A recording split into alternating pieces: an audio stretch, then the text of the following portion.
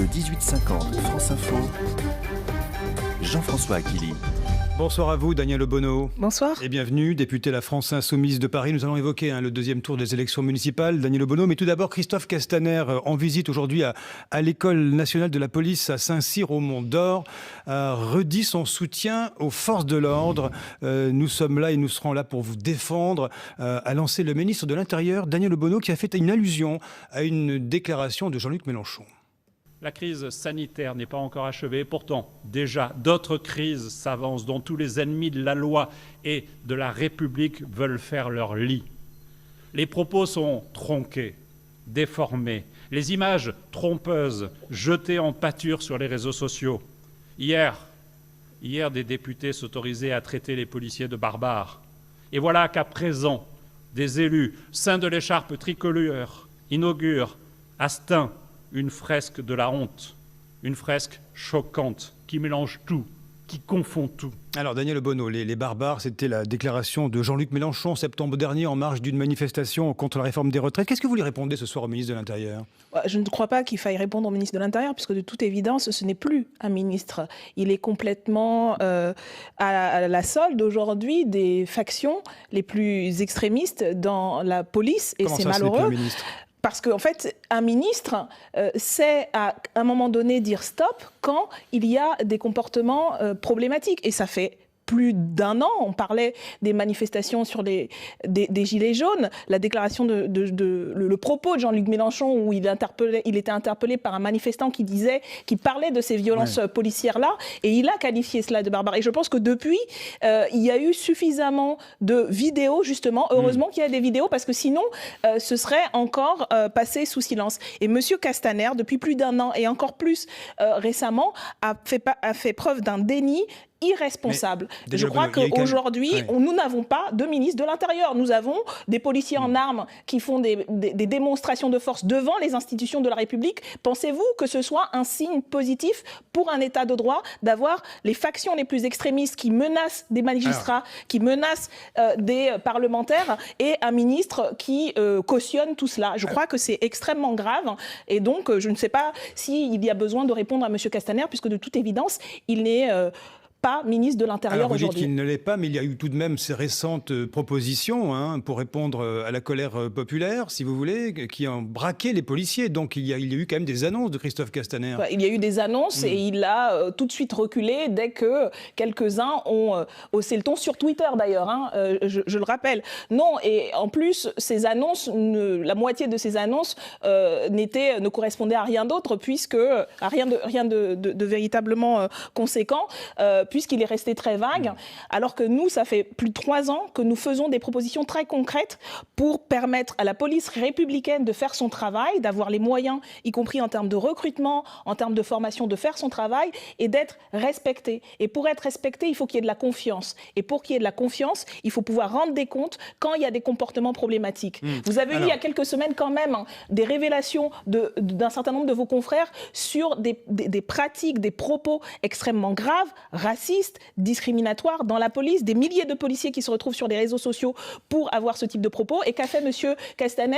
Une déclaration pour rappeler à quel point il fait confiance à la police. Je pense que c'est extrêmement grave et que nous n'avons pas aujourd'hui ni un ministre de l'Intérieur ni un gouvernement à la hauteur de la situation. Alors, on a bien compris le message. Vous êtes très mobilisé en première ligne sur ces questions des violences policières. Daniel Obono, également contre le racisme. J'ai envie de vous poser une question ce soir. Est-ce que la priorité ne se serait pas pour vous de vous mobiliser pour l'emploi, notamment? Regardez ces 1000 suppressions de postes chez Sanofi. Et vous savez, on peut faire les deux. On peut faire même 3, on peut faire même 4. Depuis plus de 3 ans, nous interpellons le gouvernement. Ça a été le cas au moment de la situation à Alstom, General Electric, dans un certain nombre de mobilisations. Il y a encore quelques jours, Jean-Luc Mélenchon la priorité. Vous êtes d'accord, c'est l'emploi la priorité aujourd'hui. Mais la question, c'est pas qu'il n'y a pas d'un côté l'emploi et de l'autre qui résoudrait pas mal de problèmes quand même, sociaux. Qui s'opposent. Ça va ensemble, excusez-moi. Vous savez que les personnes qui sont victimes de discrimination sont aussi des salariés.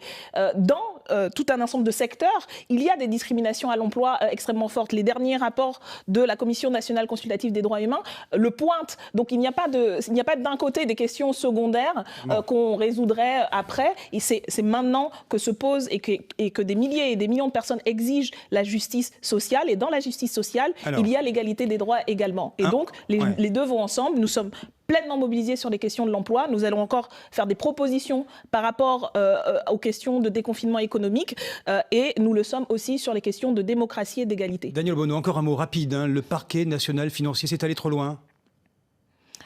Qu'est-ce qui est allé trop loin? La collusion et la manière dont aujourd'hui la justice est instrumentalisée par le pouvoir politique, oui. Et je pense que là aussi, on a l'exemple d'une ministre, soi-disant ministre, Madame Belloubet, qui est incapable de répondre... Vous allez quand même pas me dire qu'il n'y a pas de ministre de la Justice. Déjà, vous avez enlevé le ministre de l'Intérieur. Je ne sais pas ce qu'il y a comme ministre de la Justice, mais elle n'est certainement pas la garde des Sceaux qu'il faudrait aujourd'hui. Vous vous rendez compte que nous avons quand même, à l'appui des auditions faites par Hugo Bernalicis dans le cadre d'une commission d'enquête, une magistrate qui explique qu'il y a eu des pressions, qui explique que, et là c'était confirmé par des confrères à vous également dans une enquête récente, que le président de la République est intervenu directement dans une affaire en cours concernant un de ses très proches conseillers et que, suite à ça, l'affaire a été classée sans suite. Cet homme est censé être garant de l'indépendance de la justice et de la séparation des pouvoirs. Il ne l'est pas. Il aide ses amis. Il instrumentalise pour mettre en cause ses concurrents. Et donc, non, là non plus, on n'a pas une ministre de la Justice parce que sinon, elle ferait son travail. Vous êtes en train de faire un remaniement ce soir, littéralement, Daniel Obono. Dimanche, deuxième tour des élections municipales. La France insoumise aura-t-elle, au fond, pratiqué la stratégie du coucou à ce scrutin? Vous êtes un peu partout et nulle part à la fois. Non, nous avons pleinement participé. Hein. Nous avons pleinement participé, mais sous une forme différente, parce que nous avons voulu participer aux dynamiques citoyennes, et nous sommes d'ailleurs présents dans la plupart des scrutins, dans des cadres unitaires larges. D'ancrage local.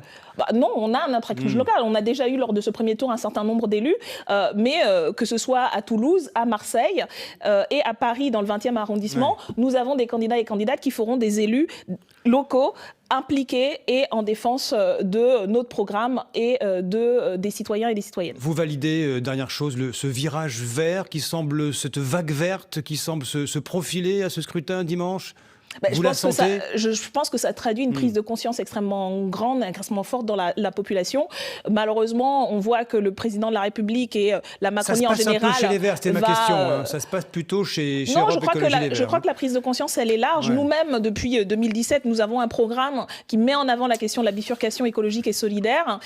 Et je crois que c'est une donnée qui a été aujourd'hui appropriée très largement dans la population et je crois qu'à l'Assemblée nationale, moi-même j'ai défendu une proposition de résolution sur cette question lors de niche parlementaire. S'il y a un groupe écologiste, c'est bien le groupe de la France Insoumise et donc c'est très positif que ces idées avancent et nous faisons partie des cadres dans lesquels ça se fait au niveau des municipales. Un peu en mode coucou, pardonnez-moi de vous répéter ça, écoutez, mais ça sera en mode citoyen, en mode unitaire et nous sommes très heureux et nous serons très heureux et heureuses d'avoir des élus ce dimanche après le deuxième tour. Et merci en tous les cas, merci à vous, Daniel Obono, député à la France Insoumise de Paris, d'avoir été l'invité du 18-50 France Info.